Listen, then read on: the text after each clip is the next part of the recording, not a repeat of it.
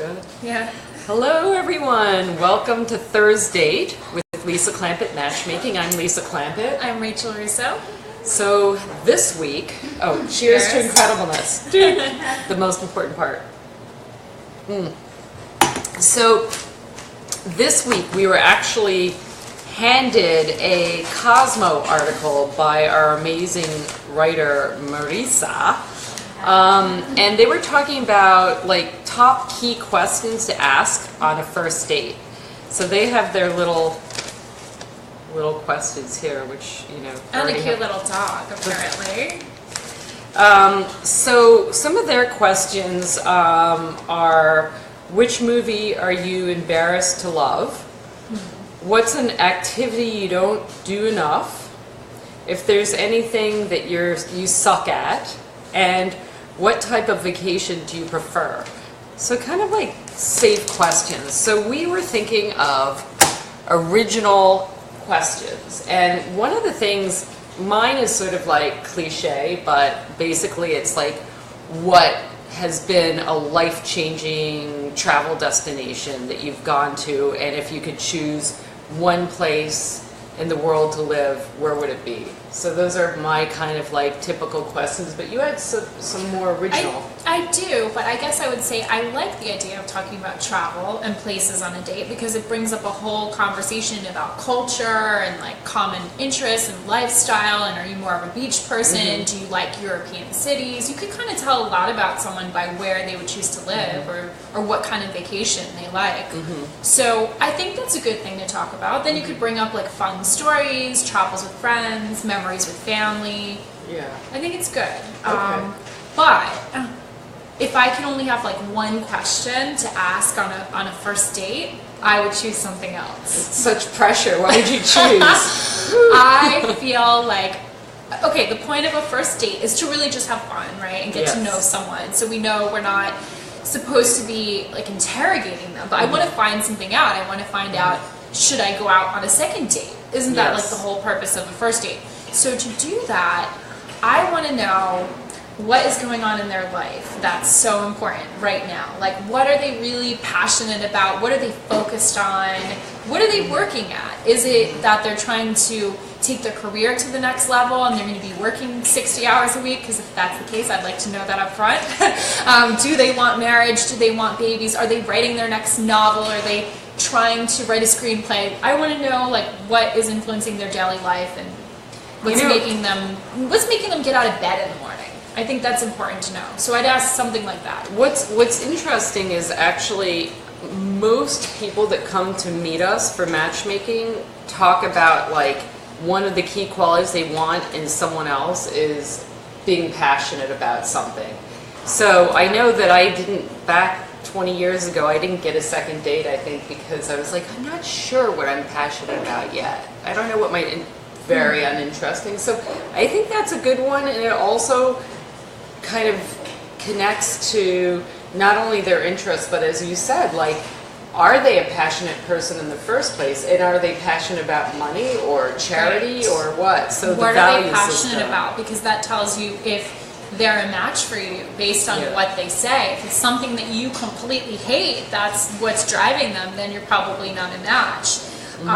Something else, I guess, that comes to mind, like why this is such a good question to ask on a first date, is because a lot of people are attracted to someone who has like a sparkle in their eye and that like zest for life. So you're giving someone the opportunity to talk about that, and you're making them look good, because if they're really passionate about it, their eyes should light up and they should become more attractive.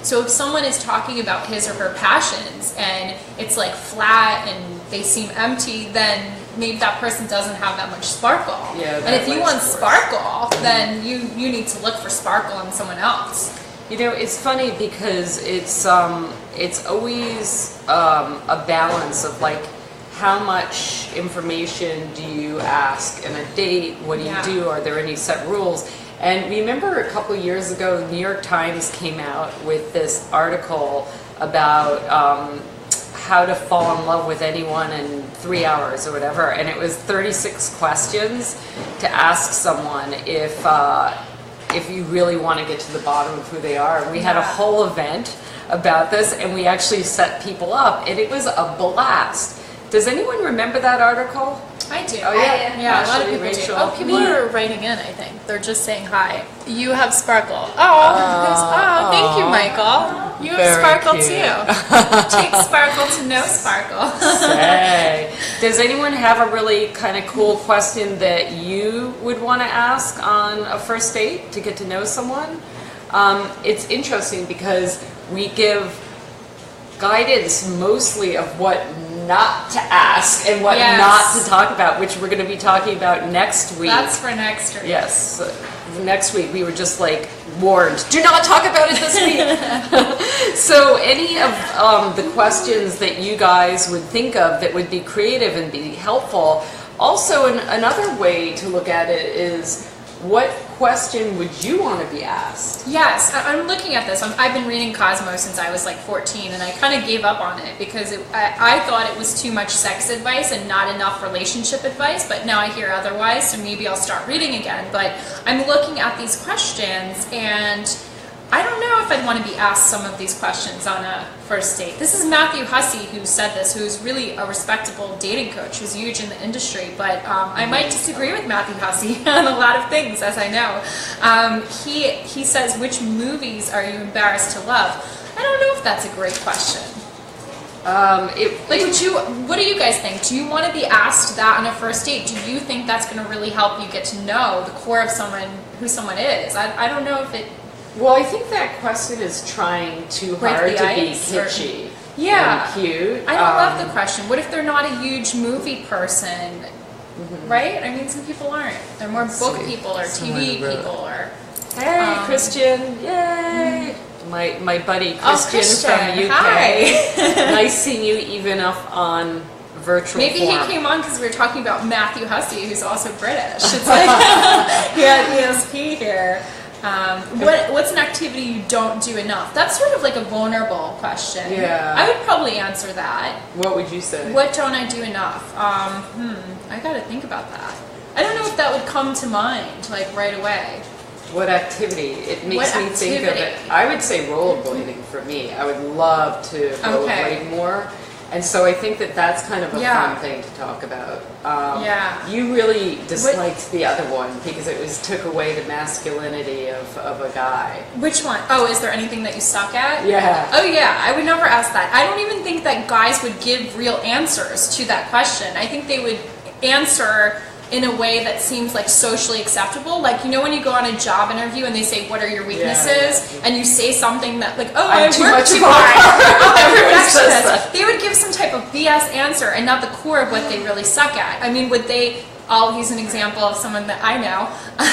Would he really say that, oh yeah, I suck at answering text messages. I'm going to make you wait 24 to 48 hours to respond. Bye, date over. I don't have patience for that. So I just think that people wouldn't realistically answer these. So I don't love them. Other than the which type of vacation do you prefer? I'm sorry, Matthew Hussey. Well, it'd be I don't like interesting. these questions. It'd be actually really interesting to see what you guys think. So, definitely comment Yeah. along the way. Please do. So also, we're excited because Rachel is going to be teaching our recruiting course, our recruiting certification course, which we talked about a couple weeks ago.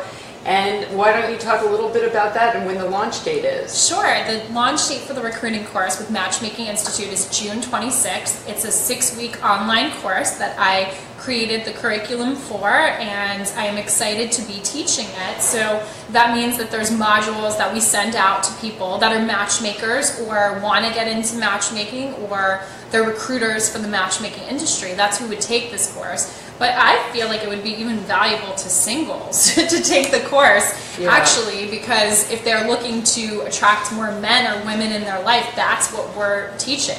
Yeah. Ways that you can go out and about into the world, both online and offline, how to find singles. And everything will be outlined in 6 modules that the students can go through on their own time.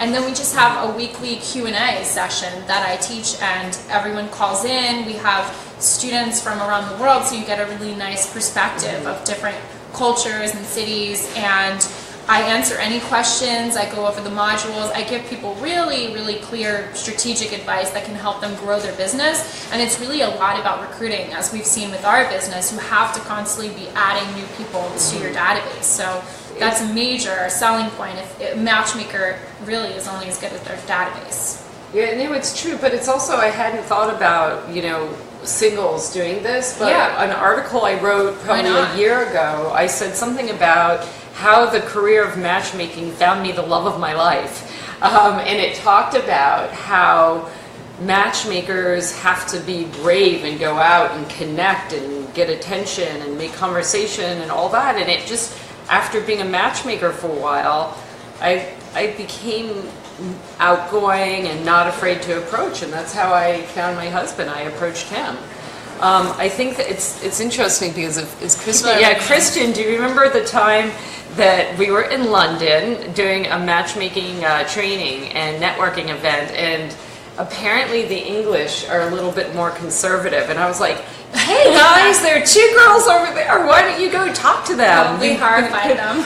Totally horrified, and horrified Christian along the way. So you really have to look at cultural elements in terms of what makes sense. I mean, it's always been easy for me to do, because especially being in New York, whenever you're out and about, people ask, what do you do for work? So really all you have to say is, I'm a matchmaker, and they're recruiting, they're throwing matches at you, like, oh, I'm single, sign me up.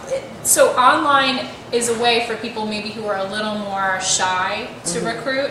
So we talk about that too in the course. And I've been doing that. I actually post, I have so many emails right now. Thank you guys that are on Facebook. I didn't even get to them all yet, but I posted for 2 of our clients looking for women ages 30 to 40 that are in New York or willing to relocate to New York. And a lot of people sent me their friends that are single, and single women themselves emailed me with their photos and just brief information. So if you have a good network, recruiting is really easy. Yeah, it's true, and it's interesting because we hadn't thought about making it a career in and of itself. Yeah. And we started thinking, like, now matchmakers are buying matches from each other and from recruiters, so this could be an incredibly fun career where your entire job is to go out and go to events and connect with people, and then you're building a database that you can sell to others for their matching. So it's a really, I think, probably one of the funnest, most festive pieces, I think, of matchmaking. Obviously, Rachel and I being therapists, we're both obsessed with the psychology of the actual process and the growth. We're obsessed with that. Yeah, exactly. Going out. Thus, we have beautiful Ashley, who you've seen in the past couple weeks, that does all the recruiting for us, the social butterfly. Yes. We're getting a few more people. Oh, they're just joining. That's interesting. Hi, guys. What is this hashtag here? I can't even see. Spread the love. Yay. Yay, spread the love. We are. This is, oh, wow. This is our most liked live video yet. Wow. That's good. We should probably end on a positive note. A positive note. I thought that was a positive note.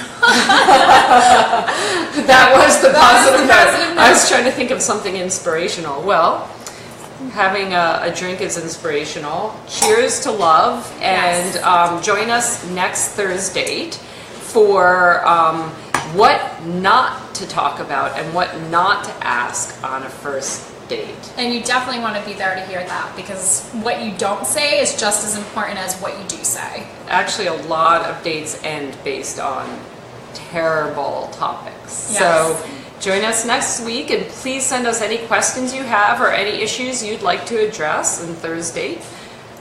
Lisa Clampett, Rachel Russo, signing off. Thanks, guys, for joining us.